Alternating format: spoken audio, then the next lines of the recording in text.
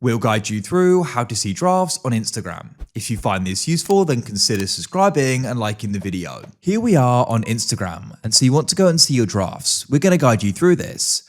So you can do this whether it was a reel, a post, or a story, it doesn't matter. So a draft is essentially one you're working on and you didn't go and fully post it. Perhaps you took a photo for your story, you didn't post it, and you set it to your drafts. Or, of course, that applies to post and reels as well. And so what we can do is when we go and find it, perhaps you just want to go and delete it as you don't like it, or you want to go and post it, or you're just interested in going back and seeing them.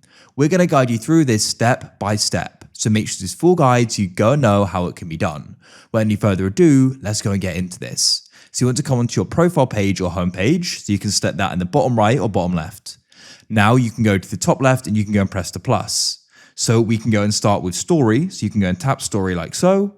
Now to get to your drafts, you can go and see that in the top left there. As you can see drafts, you can then click on it and you'll go and see them here. If you want to go and use it, you can then tap on it and keep editing it or post it.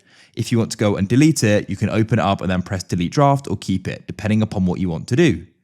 Now, if you want to go and do this if we press the plus again, you can do this to the post, select post, and then what you can do is you go just above the gallery here, and you're going to go and see the different options. What you want to do though is go and see drafts throughout recents.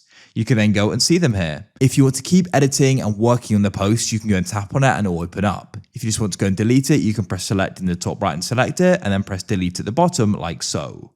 Then it'll go. We can close out of here. Last of all, if you're doing this with reels, you can press the plus in the top left. You can then go and press reel. Now, if you want to do this with reels, in the create list, you can go and press reel like so.